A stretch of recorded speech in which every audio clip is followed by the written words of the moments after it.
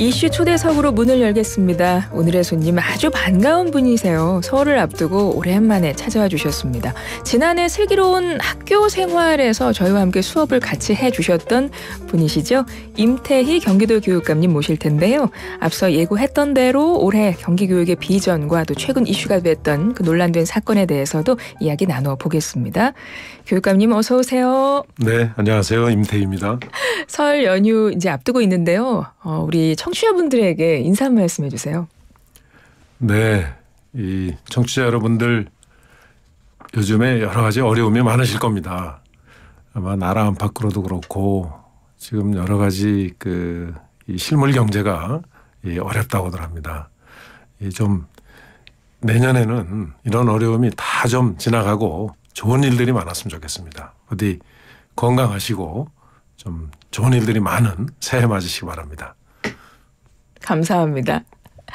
교육감님 혹시 고향 내려가세요? 저는 고향에서 태어나서 지금까지 살고 있어요. 고향에 계시는군요. 예, 그렇습니다. 그래서 부모님, 어머님도 계시고 해서 뭐 그대로 그러시군요. 지금 분당인데 지키고 있습니다. 그러면 많이들 오시겠네요. 찾아오시겠네요. 아무래도 이제 형제들하고 이렇게 이제 저도 이번 연휴에는 특히 그냥 집에서 좀 이렇게 지내려고 합니다. 어떻게 교육감님 이번 설 연휴에 세뱃돈 많이 나갈 것 같으세요?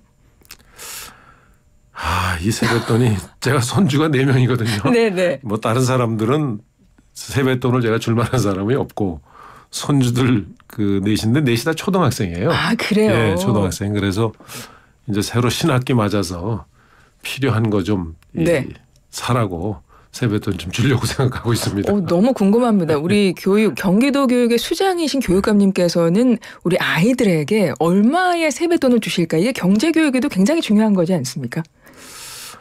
평소 같으면은 사실은 뭐 단위를 좀 조금 줘도 괜찮은데 새해 학기에 뭐 필요한 거 사라 하면서 주려면은 저는 한 아이당 5만 원씩은 줘야 될 것 같아요. 5만 원권으로. 초등학생에게는 굉장히 큰 돈이네요. 큰 돈이죠. 이제 나머지는 또 자기들 엄마 아빠한테 하겨가지고 예금하고 그러더라고요. 그러니까요. 맞습니다. 여전히 부모님들이 가져가시는 거는 뭐 안 바뀌는 것 같아요. 세월이 흘러도.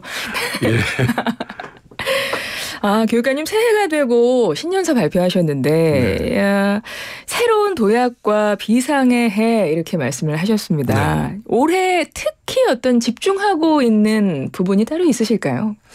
저희 경기도 교육이 이제 제가 취임해서 한 6개월 동안 기본 목표를 설정하고 설계도를 그리고 지난 2023년도에는 그 설계도에 따라서 어떻게 현장에 정책들을 시행해야 하는가 하는 구체적인 정책들을 많이 개발을 했습니다. 그래서 올해는 이제 가장 중요한 것은 학교 현장에서 교실 안에서 그게 실행이 돼야 되는데 그래서 올해는 제가 특별히 목표 설정한 게 학교의 변화, 학교 현장의 변화 또 교실 안에서의 변화가 체감되도록 하는데 우리가 목표를 두고 여러 가지 정책을 펴나가자. 이렇게 좀 저희들이 계획을 세우고 있습니다. 그러시군요. 체감 직접 느낄 수 있는 변화를 이끌겠다. 좀 많은 경기도에서 이제 교육을 받고 우리 또 학부모님들 같은 경우도 많이 기대를 하실 것 같습니다. 그리고 앞서 오프닝에서도 말씀을 드렸었는데 우리 교육감님 모시고 사실은 이 이야기는 한번 교육감님께 여쭤보고 싶어서 오늘 특별히 좀 지금 이야기를 시작을 해보려고 해요. 지난 2월 1일입니다. 웹툰 작가 주호민 씨 자녀를 정서적으로 학대한 혐의로 기소된 특수교사가 1심에서 벌금형의 선고유예 결정됐어요. 그러니까 유죄가 인정이 된 건데요.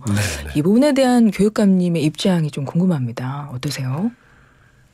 정말 이 교육 현장을 담당하고 있는 교육감으로서는 참 당혹스러운 판단이죠. 이 법원의 지금 판결이. 왜 그러냐면 교육 현장에서 있었던 일들을 사법적 잣대로 이렇게 뭐 유죄 무죄 이렇게 판결을 하는 게 과연 맞나 하는 전 기본적으로 그런 생각을 갖고 있습니다. 그런데 이 판결의 이제 의미가 더 중요한 것은 저는 특수교육의 공교육의 어떤 질 좋은 그러니까 장애가 있다 하더라도 정상적인 학생과 정말 어떤 같은 교육 효과가 나게끔 이렇게 세세하게 살피는 그 교육이 필요하다고 생각합니다. 근데 아직 많이 부족하지만 저희 경기도는 그런 준비를 좀 하고 있는데 그런 관점에서 보면은 아이들의 교육을 위해서라면 법적인 잣대가 아니고 혹시 이렇게 그 사법적 판단을 하지 않고 좀 교육적 해결을 할 수 없는가. 그래서 저는 이 과정을 보면서 정말 그 아마 주호민 씨 같은 경우에도 자녀 문제로 얼마나 속이 상하겠습니까? 그렇죠. 부모 입장에서. 네네. 또 교사분들도 특히 당사자 교사는 자기는 최선을 다했는데 학교에서 사법적 어떤 유죄로서 폭력의 당사자가 돼버리니까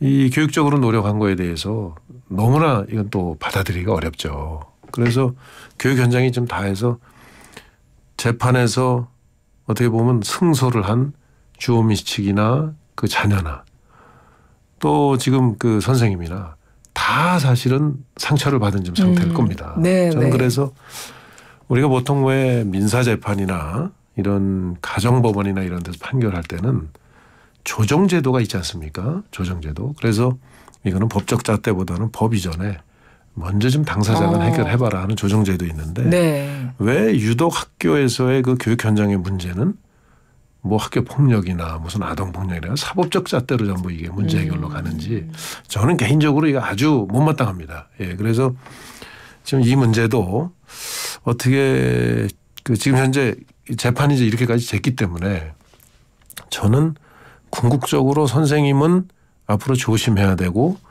이것은 이 불법 녹음을 한 거에 대해서는 이거는 사실 죄를 물을 수 없다 하는 판결이 내려져야 된다고 저는 늘 생각을 해왔습니다. 그렇지만 그 선생님이 학생들에게 좀 더 교육을 잘 할 수 있는 이런 계기로 또 교사들도 사실은 좀 심기일전을 해야 되죠. 네. 그런 계기로 삼아야죠. 그런 일종의 해법이 되게끔 저는 이 법원이나 검찰이 좀 도와줬으면 좋겠어요. 예. 이번에 그 교사분은 유죄 인정된 교사분은 항소장을 제출을 하셨더라고요. 네네.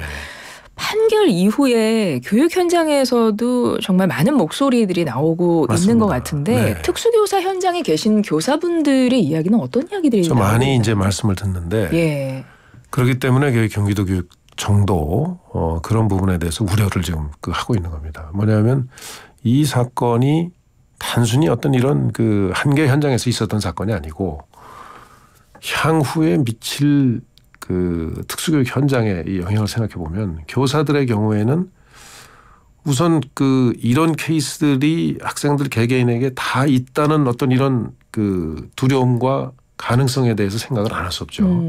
그러면 자연히 아마 그 적극적인 교육 활동이 저는 위축이 불가피할 거라고 생각합니다. 왜냐하면 어느 교사가 아이들에 대해서 정말 어떤 경우에는 생활 지도도 하고 어느 경우에는 아이들의 특성상 큰 소리를 내가면서도 교육을 해야 되는 현장인데 네, 저도 네. 현장에 가보면 그렇게 되더라고요. 네. 예, 그래서 그런 상황인데 그런 거가 다 그 아동 처벌에 아동 학대의 어떤 저게 될 수 있다면 그 범죄에 들 수 있다면 누가 자신에게 교육을 하겠나. 또 그러면 이게 이렇게 됐을 때 조금만 이상한 행동을 하거나 장애가 있는 학생들의 경우에는 자칫 교육 현장에서 우린 이런 아이 교육 못한다.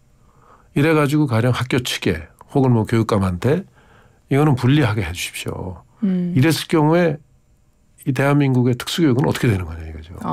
이런 후폭풍을 생각할 때 저는 여기에 대해서는 100% 잘했다고 볼 수는 없죠. 그거는 그 선생님도 그 후회하고 이러고 있어요. 예, 그런 부분에 대해서는 자기도 좀 더 신중했을 수도 있었을 텐데 하는 후회가 있는 것 같아요. 이제 그런 상황이니까 저는 이 문제는 그 2심에 그래서 그런 부분 때문에 이제 항소를 하고 또 2심 재판이 진행이 될 텐데 경기도 교육청은 최대한도로 좀 제가 말씀드린 대로 당사자 간의 교육적 해결을 좀 할 방법이 없을까 계속 지금 저희들도 그 노력을 좀 하고 싶습니다. 예.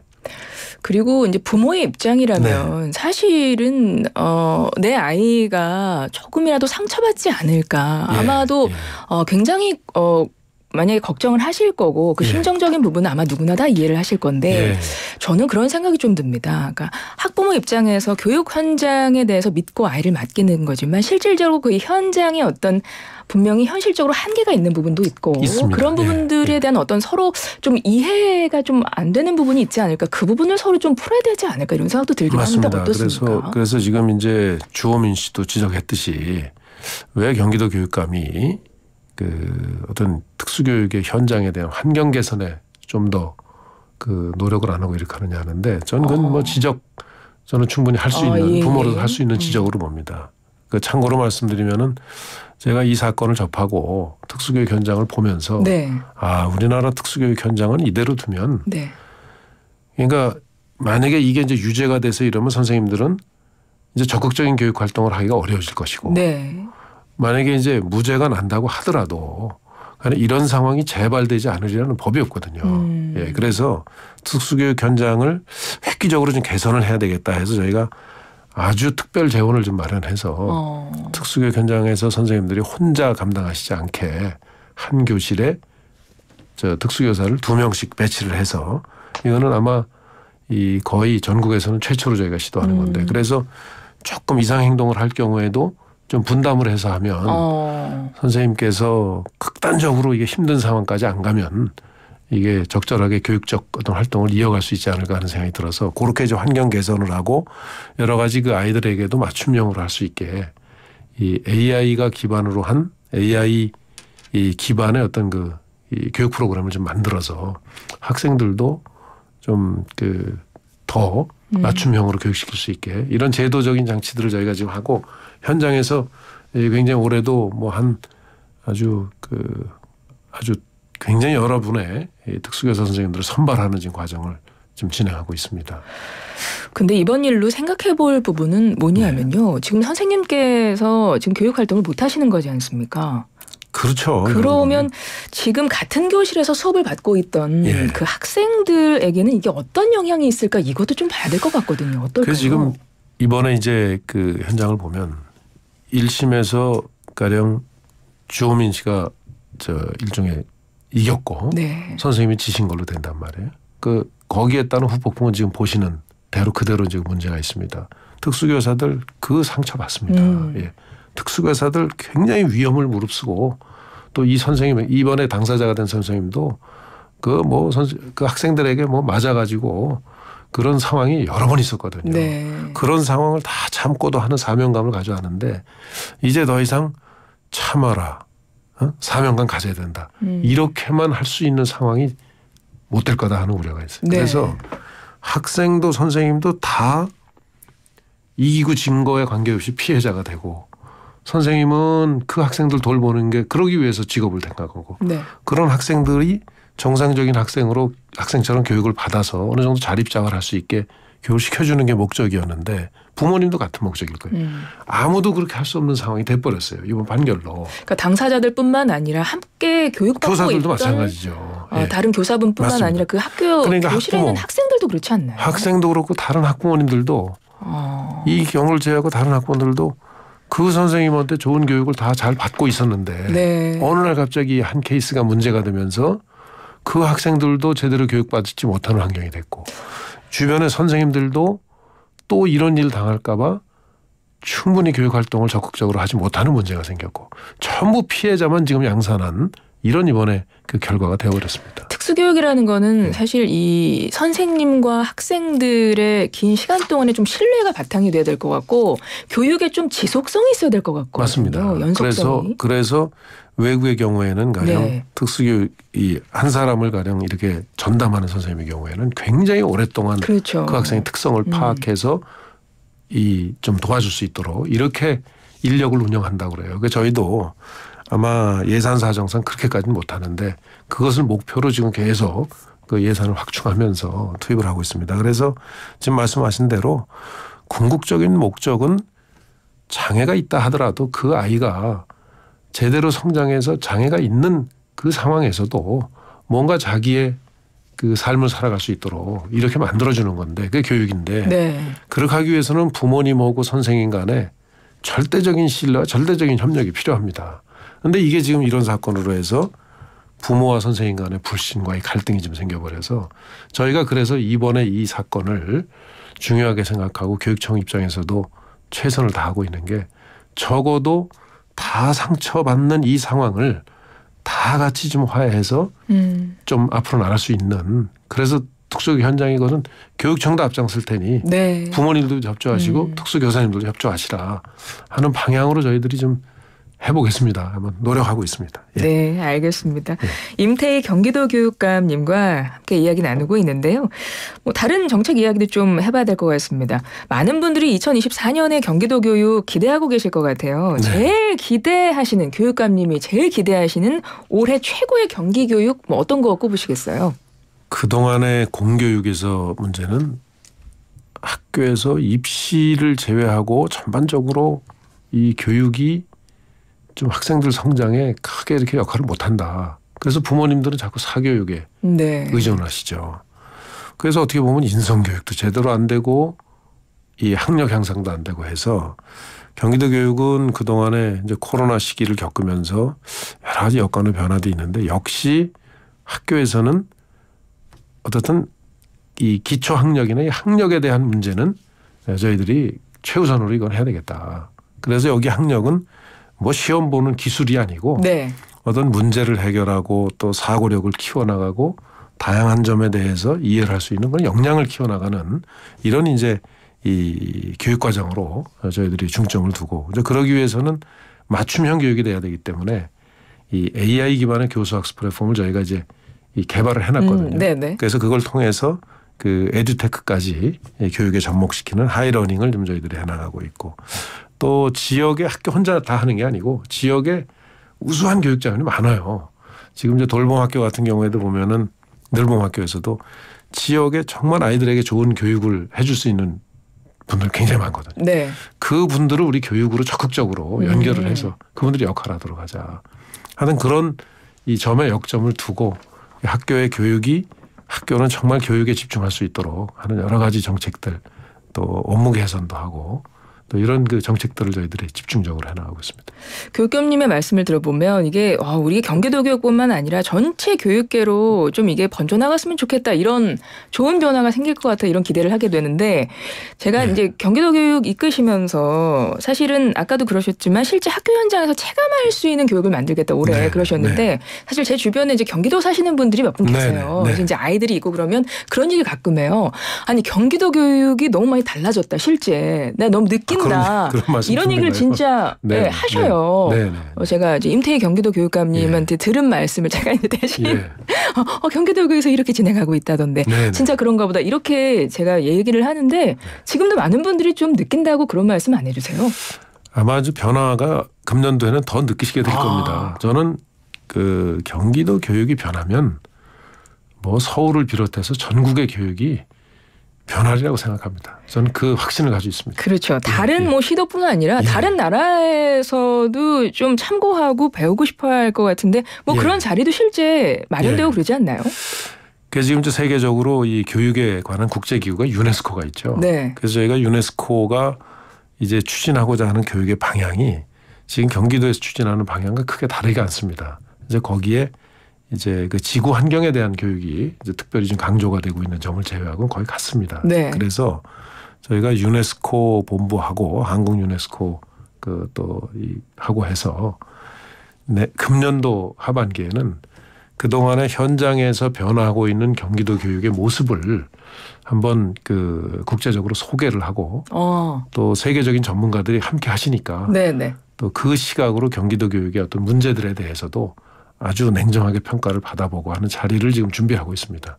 그래서 금년 말에 저희들이 정말 경기도 교육이 좀 세계적으로도 어떤 그 좋은 그 범례가 될 수 있다 하는 목표로 최선을 다하겠습니다. 아까 손주분들이 네 분 계시다고 했잖아요. 다 경기도에서 교육받고 있나요? 경기도에서 다. 직접 느낀다고 두 사람은 서울에 있고 제가 손주 둘은 서울에서 학교 다니고 둘은 경기도에서 다닙니다. 가끔 손주분들 통해서 의견 청취도 하고 그러셔야겠어요. 많이 합니다. 아, 그러세요? 예, 예. 학교에서 어떻게 그 교육받는지 제가 자꾸 자주 물어보면서 저도 배우고 이러고 있습니다. 아, 그러시군요. 이렇게 직접 내 손주들이 교육받을 걸 생각하시면서 경기도 교육을 이끌고 계십니다. 임태희 경기도 교육감님 오늘 함께해 주셨는데요. 설 연휴 잘 보내시고요, 교육감님. 새해에 또 자주 찾아와 주세요. 네, 감사합니다. 네, 오늘 말씀 잘 들었습니다. 고맙습니다. 네, 감사합니다. 임태희 경기도 교육감이었습니다.